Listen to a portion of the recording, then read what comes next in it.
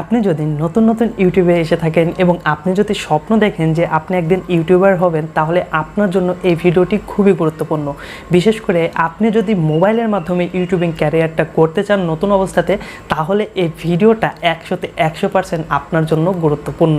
কারণ আজকের এই ভিডিওতে আমি আপনাদের সাথে শেয়ার করব যে প্রফেশনাল যারা ইউটিউবার রয়েছে তারা মোবাইল দিয়ে ইউটিউবিং করার জন্য কোন কোন অ্যাপস ইউজ করে থাকে।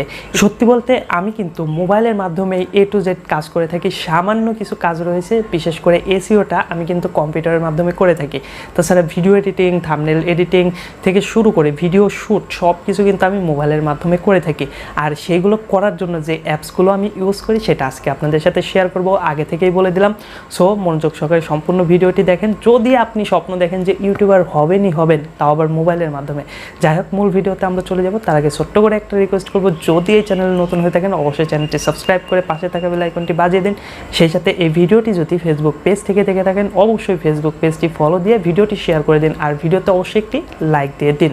তো নাম্বার 1-এ আমরা কথা বলবো ভিডিও শ্যুটের অ্যাপস নিয়ে। যেহেতু ইউটিউবে ভিডিও আপলোড করবেন সেহেতু ভিডিও তো শ্যুট করতে হবে। তো ভিডিও শ্যুট করার জন্য আপনাকে অবশ্যই ওপেন ক্যামেরা ব্যবহার করতে হবে। কারণ হলো ফোনের মধ্যে যে অ্যাপসটি থাকে ক্যামেরার, সেই অ্যাপসের ভিতরে কিন্তু এক্সট্রা যে মাইক্রোফোন রয়েছে, লাইক আমি যেটা ইউজ করতেছি এই সকল মাইক্রোফোন কিন্তু ইউজ করা যায় না, মানে সাউন্ডটা কিন্তু আসে না।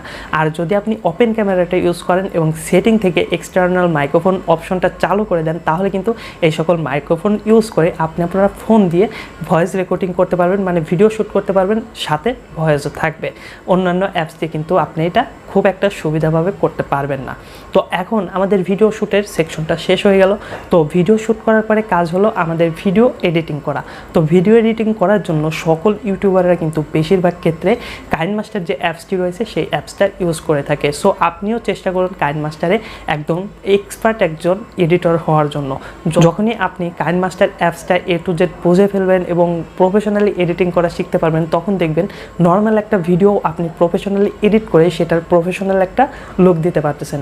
সো সকল ইউটিউবাররা কিন্তু এই কাইনমাস্টার অ্যাপসটাকে বেশি ইউজ করে থাকে। তো আমি আপনাদেরকে সাজেস্ট করব যে আপনারা অবশ্যই কাইনমাস্টার অ্যাপস দিয়ে এডিটিং করা শিখে নিন। তো আমাদের ভিডিও এডিটিং শেষ হয়ে গেল। এখন আমাদেরকে যে কাজটি করতে হবে, টপিক অনুযায়ী একটা থাম্বনেল বানাতে হবে। আর এর জন্য রয়েছে পিক্সেল ল্যাব অ্যাপস। এই পিক্সেল ল্যাব অ্যাপসটা কিন্তু সকল ইউটিউবাররা ইউজ করে।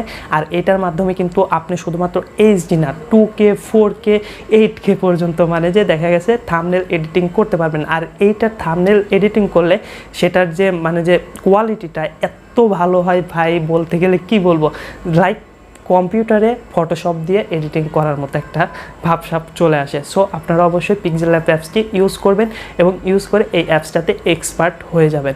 তো আমাদের থাম্বনেল বানানো হয়ে গেল।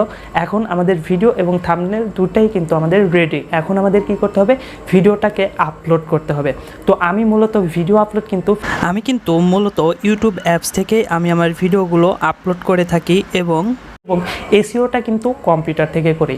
এখন যেহেতু আপনার কম্পিউটার নাই, আপনি মোবাইলের মাধ্যমে করবেন, সেক্ষেত্রে আপনাদেরকে আরও একটি অ্যাপসের প্রয়োজন হবে, যেটার নাম হলো YT স্টুডিও। আপনারা চাইলে কিন্তু ইউটিউবের যে অ্যাপসটি রয়েছে যেখান থেকে আপনারা ভিডিও আপলোড করবেন আমি বললাম, তো সেইখান থেকে কিন্তু টাইটেল এবং ডেসক্রিপশন দুটাই দিতে পারবেন, সেই সাথে থাম্বনেলও সেট করতে পারবেন। তো আমি বলবো যে এটা তাড়াহুড়া করে করার কোনো দরকার নেই। জাস্ট আপনারা আনলিস্ট করে আপনারা ভিডিওটা আপলোড করবেন এবং পরবর্তীতে চলে আসবেন YT স্টুডিওতে। YT স্টুডিওতে এসে সেখান থেকে ঠান্ডা মাথায় দেখে শুনে আপনারা টাইটেল দিবেন, ডেসক্রিপশন দিবেন, আর এইখান থেকে কিন্তু আপনারা ট্যাগও বসাতে পারবেন। সেই সাথে আপনারা কিন্তু এইখান থেকে থাম্বনেলটাও সেট করতে পারবেন। মোটামুটি এই যে YT স্টুডিও অ্যাপসটা, এই অ্যাপসটার মাধ্যমে কিন্তু ইউটিউবের সব কিছু কন্ট্রোল করা হয়ে থাকে। সো এই অ্যাপসটা কিন্তু খুবই গুরুত্বপূর্ণ এবং সকল ইউটিউবারের কাছে কিন্তু রয়েছে।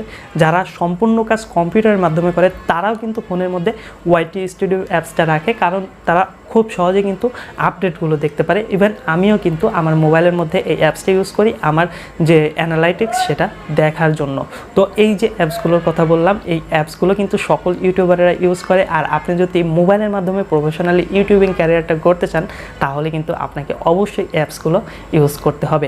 এর বাইরে অল্প কিছু অ্যাপস রয়েছে যেগুলো কিন্তু অপশনাল হিসেবে ইউজ করার প্রয়োজন হয় মাঝে মাঝে, তো সেটা নিয়ে কথা বললাম না। বাট যে অ্যাপসগুলো ছাড়া আপনি চলতেই পারবেন না, সেই অ্যাপসগুলো নিয়ে আমি আপনাদের সাথে কথা বললাম। তো আজকের মতো ভিডিওটি এখানেই শেষ হয়ে গেল। আশা করি এই ভিডিওটা আপনাদের জন্য, বিশেষ করে নতুন যারা ইউটিউব আসছে তাদের জন্য খুব বেশি হেল্পফুল হয়েছে। তো সবাই ভালো থাকবেন, সুস্থ থাকবেন, আল্লাহ হাফেজ।